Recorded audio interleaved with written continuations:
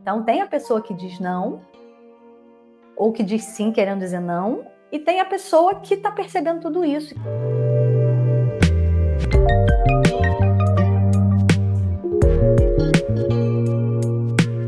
E hoje a gente vai falar de um tema muito difícil de lidar na clínica, né? Desses temas que não tem receita, que não tem almoço grátis, que a gente muitas vezes fica se sentindo amarrado.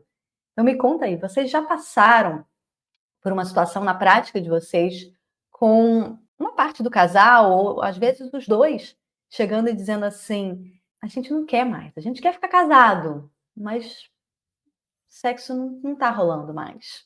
A falta de sexo ou não desejo mais acontece muito mais frequentemente do que a gente gostaria de imaginar. E ela não tem cara. Ela acontece em casais de meia idade, ela acontece em casais idosos, ela acontece em casais jovens, ela acontece em casais heterossexuais, casais não heterossexuais, acontece até em relações não monogâmicas. Por incrível que possa parecer, por fora do clichê que possa parecer para vocês, né? Parece que o pessoal não monogâmico está transando de monte. Não necessariamente. Acho que é importante a gente aqui poder, primeiro, saber que isso existe. Segundo, saber que normalmente o restante do relacionamento está preservado. Às vezes não, mas muitas vezes sim. Importante, principalmente para você que é terapeuta de casal, né? Que a gente às vezes acha que tem questões de relacionamento em tudo. Às vezes o caminho é assim, dos problemas de relacionamento afetarem o sexo, às vezes o caminho é o contrário. Às vezes eles conseguem achar um jeito de manter cada coisa no seu lugar. E acho que tem algumas coisas para a gente refletir aqui. Primeiro é que existe um mito. Mitos sobre o desejo no fim, o fim do desejo no casal. Então vai desde é normal, quando envelhece é assim mesmo, casamento mata o desejo, depois que teve os filhos foram assim mesmo, é ou não é? Não tem aqueles memes, aqueles noivinhos do bolo, do cara assim, depois do cara lá lendo o jornal de pijama, né? Como se o casamento em si fosse alguma coisa que mina o desejo, como se a convivência, a intimidade, a falta da novidade, enfim, tem mito para todo lado. Quando eu chamo de mito, é porque se coloca como uma verdade que funcionaria para todo mundo, mas que carece de respaldo científico, tá? Carece de contato com a realidade. Tem a história do o sexo acaba ficando ruim no casamento, que não é necessariamente verdade, não precisa ser necessariamente verdade, mas é muito comum. Mas é importante a gente saber que não há nada no casamento, na ideia de casamento, de convivência, que vá condenar necessariamente o desejo, muito pelo contrário. Tem muitos casamentos que são felizes sexualmente há anos.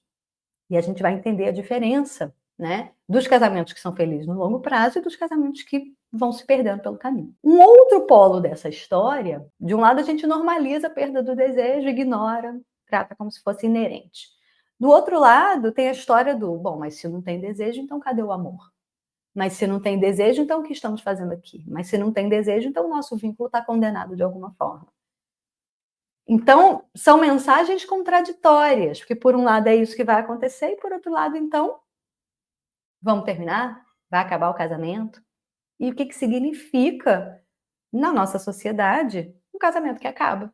Muitas vezes a gente não vai ver uma ruptura do vínculo, muitas vezes não, mas muitas vezes a gente vai ver todo um entorno que é hostil a reajustes desse vínculo, que também vai atuar ali como fator de manutenção do status quo. É importante a gente, como profissional de saúde, não cair nesses mitos e clichês. Eu repito isso aqui toda semana, toda quinta, 7h30 estarei aqui repetindo que não podemos fazer uma intervenção baseada em clichê, baseado no senso comum. Por quê? Porque é isso que faz os casais irem levando, empurrando com a barriga, uma série de problemas que eles precisavam estar resolvendo. A maior parte das intervenções de sexualidade, gente, ou dos desajustes de casal, a gente consegue resolver. E quando eu digo a gente, é qualquer profissional de saúde que tem um mínimo de treinamento. Amor e sexo são coisas diferentes, exatamente. E tem a história do queria querer, né? O Pedro está me perguntando assim, amor existe ou é uma invenção social? Eu acredito que existe, que meus pacientes me contam, né? Agora, amor, portanto, XYZ é uma invenção social. Se nos amamos, então, aí é invenção social. né? Se estamos casados, então, aí é conjunto de regras que a sociedade te diz. Agora, que o amor pode ser genuíno, sim, que ele te obriga a ser, sentir, querer, aí é outra conversa. A gente fica achando que as pessoas precisam estar transando para bater meta, para ser normal, porque senão tem alguma coisa acontecendo errada com esse vínculo. E aí a gente vai pensar em razões que levam as pessoas a fazerem sexo no casamento. Vamos pensar sobre isso? O que que leva um casal que está começando a se conhecer a fazer sexo? Pode ser o desejo? Muitas vezes sim. Mas ali, não sejamos inocentes, já tem um monte de coisa acontecendo. Tanto que a gente vê muitas queixas em pessoas jovens, solteiras, que estão começando a se relacionar. Então, que queixas vão ser essas? Eu preciso performar, eu preciso ter ereção, eu preciso ter ejaculação que dure X minutos depois que ela goza, eu preciso isso, aquilo outro. E ela, por outro lado, não pode parecer fácil, tem que parecer que gosta de sexo, tem que ser bonita, tem que... Todo mundo com suas coisas, né? Que eles têm que fazer. Então, todo mundo chega com a lista de tarefas para transar. E aí tem que transar, mas tem a hora certa de transar, porque não pode ser muito cedo, também não pode ser muito tarde, né? Também tem que, enfim. E aí, em todas as etapas dos encontros sexuais, vai ter prescrição. Né? E os nossos pacientes, muitas vezes, estão inocentes em relação a essas prescrições. Eles acham que eles é que querem. Sabe aquela história da mulher que acha que se cuidar é fazer uma intervenção cirúrgica? Ai, tô me cuidando, tô aqui, sei lá, arrancando um pedaço do meu corpo. Porque eu quero, eu me sinto melhor. E eu acredito. Mas isso não quer dizer que é isso que você precisa. As questões socioculturais, elas são tão internalizadas que muitas vezes os pacientes não se dão nem um pouco conta. Sua tarefa, pensar fora da caixa com eles. Né? Então, por que as pessoas transam no início do relacionamento?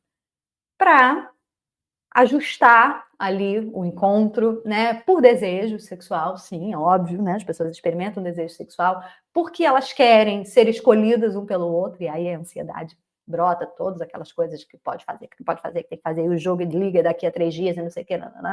Então tem toda uma história. E aí depois fica junto. E aí começa a transar por quê? Porque tem que bater ponto, porque o normal é tanto, porque se estamos juntos então, porque a mulher tem que agora ficar satisfeita, porque o homem tem que ficar satisfeito com a frequência, porque senão ele vai arrumar outra, porque nos gostamos, porque gostamos de estar juntos, porque queremos vincular, porque, enfim, estamos nos descobrindo, temos desejo sexual, mas estou aqui falando de razões para fazer sexo. Quando as pessoas vão caminhando na vida, né, as razões para fazer sexo vão mudando. Não estou dizendo aqui, gente, que o desejo vai necessariamente acabar, mas estou dizendo que o desejo tem algumas condições para acontecer. Né? Condições essas que a gente já conhece. A gente poder entender que a maior parte das pessoas não está fazendo sexo por desejo, já abre a sua cabeça. Então anota aí. A maior parte das pessoas não está fazendo sexo porque está com desejo. Claro que isso tem componentes de gênero, socioculturais, então muitas vezes os homens héteros, gays, estão fazendo sexo por desejo. Muitas vezes as mulheres não estão, e não é porque elas têm desejo responsivo, porque o desejo vai ficando responsivo ao longo do relacionamento. Muito pelo contrário, elas só estão conseguindo fazer sexo porque elas são total flex. Porque senão, realmente, não iam estar fazendo. Né? Se elas pensassem só da base do desejo espontâneo, não ia ter mais. Também é possível fazer sexo por razões mil outras que não desejo sexual. Fazer sexo porque a gente quer estar junto, fazer sexo porque é uma coisa gostosa que a gente faz junto, fazer sexo porque estamos casados, fazer sexo porque as crianças dormiram e a gente gosta de fazer isso. Enfim, o que não podemos é estar inocentes. Então, a ideia de que existe paixão e depois fica só o amor, e que sexo é da paixão e não é do amor, mito. Né? A ideia de que isso vai mudando, verdadeira. E não é pela familiaridade, porque não sei o quê, não é. É porque outras coisas vão entrando em cena. Então, a maior parte das pessoas casadas há muito tempo, muitas vezes estão fazendo sexo pela própria manutenção do casamento. Ou pela própria ideia de que eu preciso agradar o outro, de que eu preciso ser normal, de que eu preciso coisas. Querer, muitas vezes, tem a ver com as mesmas razões que fazem as pessoas fazerem sexo sem desejo. Porque quando a pessoa faz sexo sem desejo, não quer dizer que ela não quer. Pensa numa pessoa tentando engravidar, ela super quer, mas não é por desejo sexual que ela está entrando. E eu não estou aqui hierarquizando que entrar por desejo sexual é melhor do que não entrar. Não estou dizendo isso. Não estou dizendo. Toda razão é válida, contando que todo mundo esteja consentindo, a pessoa esteja querendo, tá bom? Agora, eu preciso entender que o caminho é outro. A gente precisa entender que tem alguns aspectos que vão nos permitir olhar melhor para o que está matando o desejo. Porque o que eu acho que é importante da gente entender?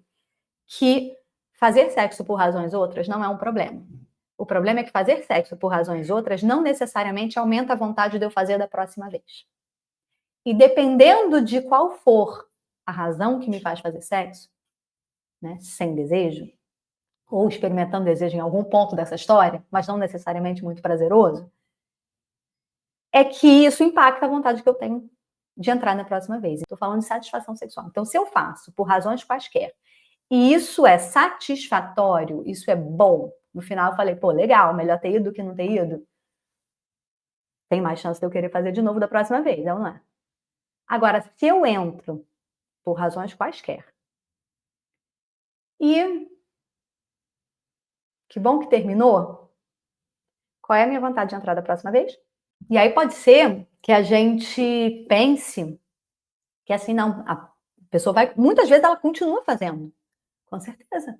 Porque não fazer dá confusão, porque não fazer ela mesma vai começar a achar que tem algum problema no relacionamento que ela precisa resolver, ou que tem algum problema com ela ou com ele, né? Tô aqui falando de ela, mas quando é ele, o buraco é mais embaixo ainda, né? Então, assim, se o cara começa a ter questões, por exemplo, de desejo, em relacionamento hétero, em relacionamento afetivo, como assim? Homem é máquina transante, né? E eu digo, gente, homem também é gente, né? Homem também tem direito de dizer sim ou não, de querer ou não querer, né? Mas enfim, a gente às vezes também, como profissional de saúde, se perde nessa história do gênero, né?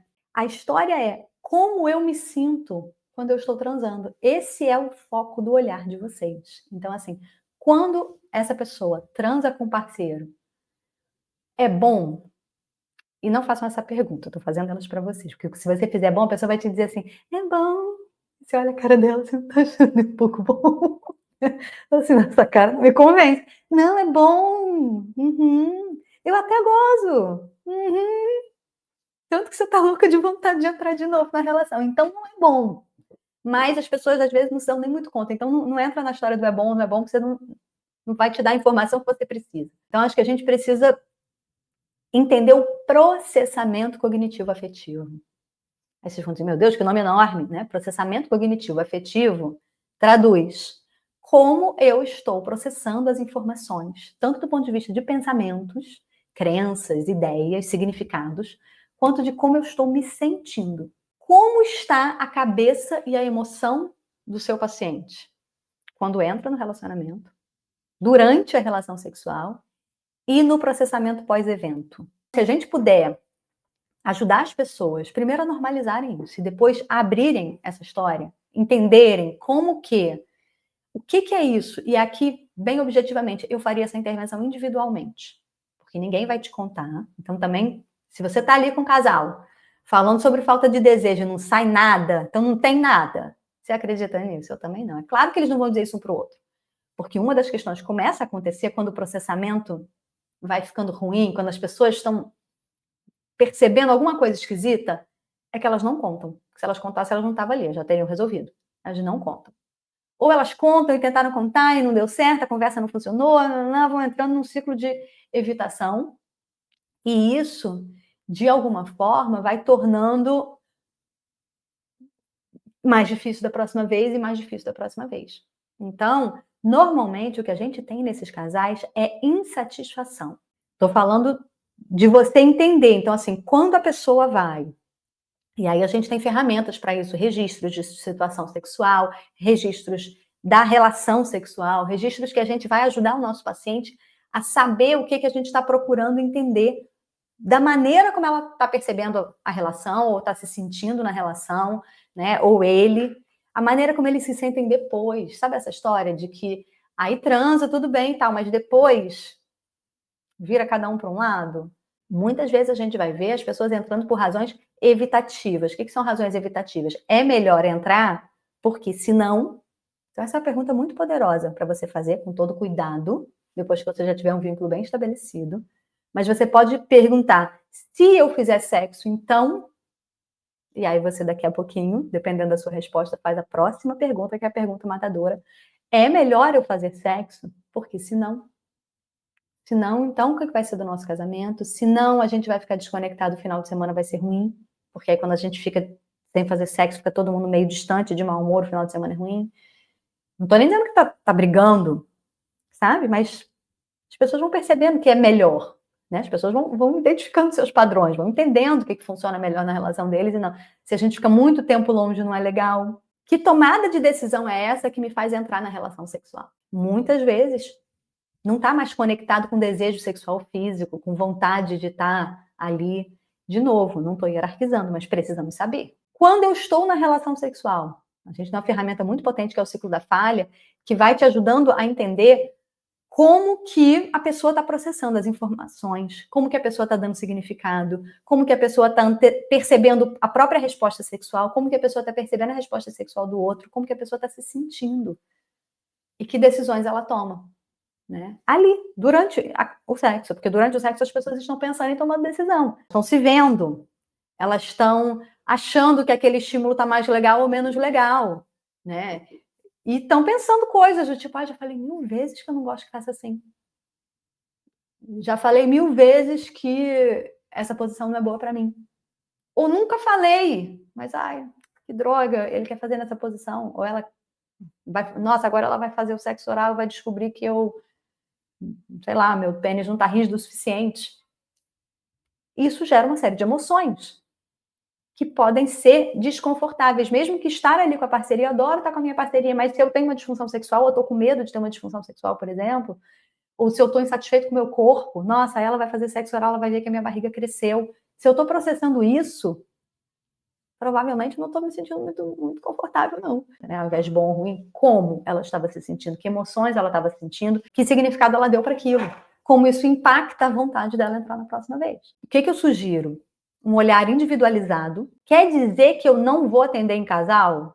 Você pode atender em casal. Na terapia cognitiva sexual, a gente tem ferramentas que vão te ajudar a entender tecnicamente como é que você constrói sessões individuais e, às vezes, grandes intervenções individuais, entendendo que você é terapeuta do casal. Porque na sexualidade, muitas vezes, você vai precisar, né? Para falar de temas que o casal jamais vai falar, pelo menos naquele início ali na frente, não vai, você vai ficar ali chovendo molhado. Dá para você fazer intervenção para lá e para cá? Dá. Claro que são intervenções de nível avançado, que você precisa ter muito mais habilidades para trabalhar com os dois settings, mas dá para fazer. Esse, por exemplo, é um caso que você vai precisar fazer, porque a gente precisa entender o processamento cognitivo afetivo de um e de outro. E a gente, aos poucos, a gente tem também ferramentas para isso, que são os registros de situação sexual, que ajudam a gente a olhar do ponto de vista relacional. Então, assim, quando eu faço isso, o que eu imagino que está passando na cabeça do outro? Durante a relação sexual, após a relação sexual, antes da relação sexual, para que cada um dos dois vá entendendo como é que está sendo para o outro. E aí isso ajuda a gente a pavimentar um pouco uma tomada de perspectiva, né? Tomada de perspectiva é tentar entender o que está acontecendo na cabeça do outro, que é a base ali da comunicação. Então tem a pessoa que diz não, ou que diz sim querendo dizer não, e tem a pessoa que está percebendo tudo isso. Então se está ruim, que outras formas a gente pode ir achando de encontrar lugares gostosos na intimidade que sejam bons. Esse negócio de ficar fazendo sexo ruim, empurrando com a barriga, que é o que a maior parte das pessoas fazem, normalmente tende a cronificar e agravando o problema. Da mesma forma que você, como terapeuta, precisa fazer essa intervenção. Olha, fazer sexo ruim, cada vez que você faz sexo ruim, você está se afastando da solução. Né? E às vezes caminhando para um lugar de dificílimo retorno. Então, sexo com dor, sexo com desconforto emocional, sexo onde eu me percebo não cuidado, não amado, não satisfeito nas minhas necessidades, desconectado da minha parceria, insatisfeito, frustrado de alguma forma, vai minando. É assim que a história vai transbordando para o resto do relacionamento. Mas normalmente quando eles chegam no seu consultório, não é porque o desejo sexual morreu, porque o desejo sexual já morreu há muito tempo, é porque ficou aversivo. E aí fica ruim. Então a gente tem que conseguir chegar antes desse ponto. Então, você que é terapeuta de casal e percebe que o negócio não está tão maravilhoso, você tem a faca e o queijo na mão para falar desse assunto muito mais claramente, né? Ou você que é terapeuta individual de uma das partes, tem que perguntar em detalhe, tem que conseguir mapear esse processamento cognitivo afetivo. Fiquem com essa palavra, gente. Esse é um dos grandes diferenciais da terapia cognitiva sexual, mas é exatamente isso, é abrir a caixa preta, é entender aonde está o problema. É nos significados, é para onde a minha atenção vai, é nas memórias que isso me traz, tem a ver com a maneira como a gente se relaciona, tem a ver com a maneira como a gente está se comunicando, é sobre a maneira como a gente entende que a gente devia estar transando, é sobre gênero, é sobre eu me sentir violentado, porque eu já falei que não gosto disso e isso está rolando de novo, é porque se eu acho que eu não posso dizer não, e aí estou dizendo sim, porque eu acho que eu tenho que dizer sim, mas no fundo tem alguma coisa estranha. No fundo eu queria dizer não. Então são percepções que estão ali, mas que a gente precisa ter ferramentas para conseguir olhar, e a gente precisa conseguir pensar fora da caixa do clichê para conseguir olhar. Porque senão a gente fica igual a eles, não entendendo por que a gente se ama tanto e está ruim. Você precisa estar atento, e as ferramentas te direcionam para isso um pouco, para situações de consentimento, de violência, como é que eles negociam preferências, como é que isso foi se estabelecendo, aquele repertório sexual compartilhado, como é que ele foi se estabelecendo, né? Como é que ele se mantém? Eu faço uma pergunta, que é uma pergunta cretina para os meus pacientes, que é assim, mas por que vocês decidiram fazer assim? Se você não tem esse raciocínio clínico apurado para o olhar para o processamento cognitivo afetivo, você vai ficar perdido mesmo. Pessoal, toda quinta-feira estamos aqui, 7h30 da noite. Se você ainda não está inscrito na lista do Café com TCS, se inscreve, o link está aqui na descrição desse vídeo. Se inscreve que você vai receber toda semana o link da aula, a reprise da aula e também pelo seu e-mail um resumão de tudo isso que a gente está conversando.